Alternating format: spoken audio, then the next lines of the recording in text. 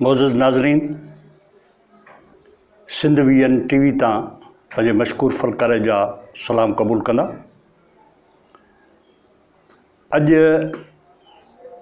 जेको प्रोग्राम आहे उन में असां सिंध जे उलहंदे कोस्तान में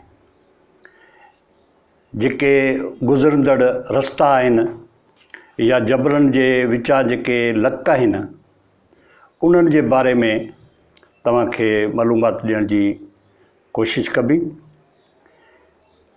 जेकॾहिं तव्हांखे असांजी ही कावश पसंदि अचे त सिंध वीएन टीवी खे सब्सक्राइब करणु न विसारींदा। तव्हांजी महिरबानी।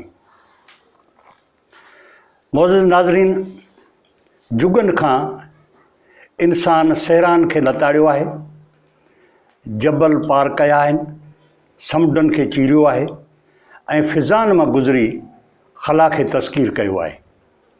सिंध मां बलोचिस्तान में दाख़िल थियण लाइ खीरथर जे जाबलू सिलसिलनि खे उरांघणो पवंदो आहे।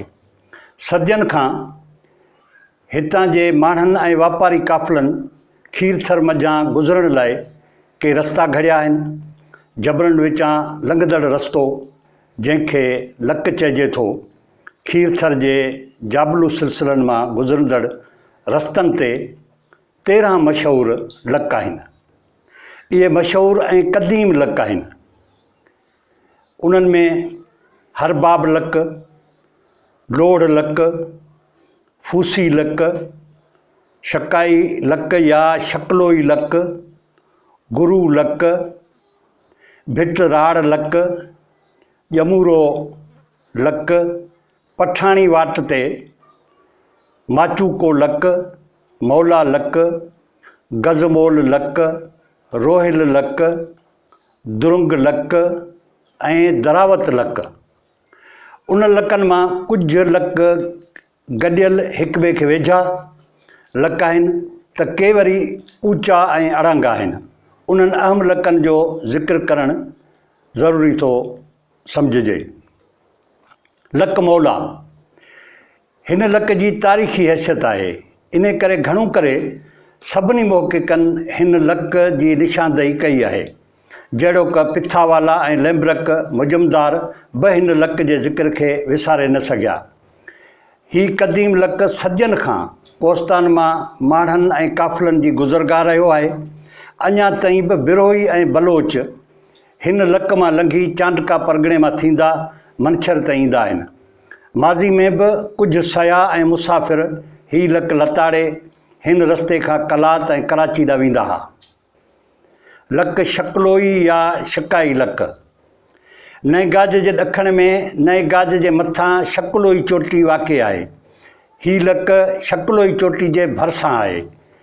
हीउ लक बि ॼमूरो माथिरी ॾांहुं लहंदो। हीउ लक बि ॼमूरो ऐं भिटराड़ लकनि वांगुरु ॾाढो ॾुखियो ऐं अड़ांगो आहे, जितां पार करणु थोरो मुश्किल आहे। लक रोहेल, हिन लक खे लोढ़ बि चवनि था। हीउ जेतोणीकि तमामु सोढ़ो ऐं अड़ांगो आहे, पर उन हूंदे बि ॿियनि लकनि जी भेट में घणो पुराणो गुज़रगाह जे लिहाज़ खां आबाद रहियो आहे।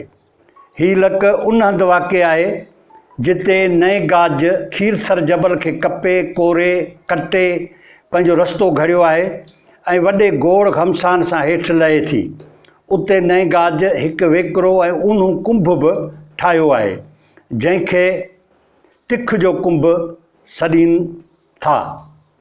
नए गाज जे बंगलनि खां अटकल 18 माइल ओलह में हीउ लक वाक़िए आहे। क़दीम ज़माने खां हिन लक मां गुज़री वापारी ऐं तहज़ीबी काफ़िला सिंध मां हली बलोचिस्तान जे शहरनि वढ ऐं नाल ताईं ईंदा वेंदा रहंदा हुआ। हिन रस्ते सां जेके बि पुराणा माॻ मिलिया आहिनि उन्हनि मां जेको ठिकराठो हासिलु थियो आहे सो आमरी नाल तहज़ीबी वरसो सॾियो वञे थो। बरसातनि में हिन लक खां अचु वञु घणो करे बंदि थी वेंदी आहे, छाकाणि त नए जो वहकिरो तमामु तेज़ ऐं निहायत ख़तरनाक हूंदो आहे। हरबाब लक, दादू ज़िले जे खैरपुर नाथन शाह तालुके में खीरथर जबल जे ॿिन्ही ऊचनि चोटियुनि यानी कुते जी क़बर ऐं बंदे जी क़बर जे विच में हीउ लक वाक़िए आहे। हिन लक खे शाह गोदड़े जो लक बि सॾियो वेंदो आहे। सर्वे डिपार्टमेंट वारनि हिन खे हर बाब खंड करे बि लिखियो आहे। सदियुनि खां वठी हिन लक रस्ते सिंध जा काफ़िला बलोचिस्तान जे शहर ज़ैदी ॾांहुं ईंदा वेंदा हुआ। हाणे बि उन लक मां अच वञ जारी आहे। लक गुरु खीरथर जबल जी हिकु नंढड़ी ऐं हेठां ई चोटी जो नालो सिलेमानी चोटी आहे। इहा चोटी अटकल 3000 फुट ऊची आहे। हिन चोटी जे थोरो हेठां ॾखण में गुरु लक आहे ऐं उन लक जो रस्तो उगाई नए मां आहे। हिन लक मां गोरख चोटी ताईं पहुचण जो रस्तो घड़ियो पियो वञे। इहो रस्तो काफ़ी कुझु ठही बि वियो आहे। हीउ लक ॿियनि लकनि जी भेट में तमामु घणो सवलो आहे, जंहिं करे घणी आमदरफ़्त हेठि रहे थो। हिन लक मां लंघी बलोचिस्तान जे मशहूरु शहर सरूना में पहुची सघिजे थो। सरूना हिकु मरकज़ी शहर आहे जितां काफ़िला कुनर राज खां लंघी लसबेले ॾांहुं बि वञनि था ऐं ॾखण तरफ़ काफ़िला दीवान ऐं हुनीदान ॾांहुं बि वञी सघनि था। लक फूसी ऐं गुरु खीरथर जे विच में हिकु तमामु सोढ़ो ऐं ग़ैर मरूफ़ लक आहे, जंहिंजो नालो गारी या घारी बि आहे। लक माचूको हीउ लक नए गाज जे आख़िरी भर्ती कंदड़ मुखी नए तिकी में आहे। तमामु सवलो ऐं संजो लक आहे, जितां लंघी गज़मोल खां थींदो गोरख चोटी ते पहुची सघिजे थो। लक गज़मोल नए तकी जी मुखी भर्ती कंदड़ नए ममाणी आहे ऐं गज़मोल लक नए ममाणी जी चोटी ते आहे। माचको ऐं गज़मोल लकनि खे हमेशह तर जा माण्हू साॻे ई नाले सां यादि कंदा आहिनि। क़दीम ज़माने में उन्हनि लकनि मां बि कनफाड़ जोगी, स्वामी, सन्यासी ऐं साधू त्रिशूल, चिमटा ऐं गॾूं खणी सनख वॼाईंदा गोरख ॾांहुं वेंदा हुआ। इहा वाट उन्हनि लकनि मां दादू खां गोरख ताईं फ़क़्ति 72 किलोमीटर चई वञे थी। लोढ़, शिकलोई, ॼमूरो, माचको, गज़माल ऐं फूसी इहे 5 ई लक हिक ॿिए जे वेझो आहिनि ऐं 15 माइलनि जे अंदरि जे दाइरे में अची वञनि था।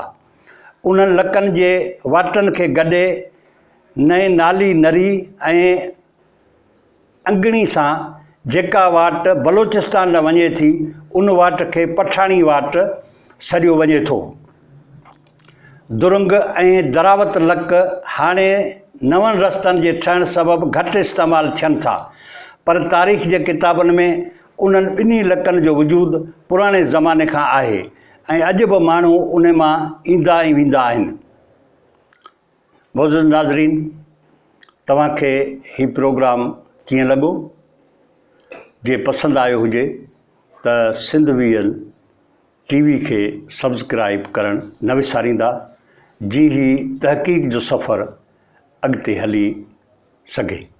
तव्हांजी महिरबानी।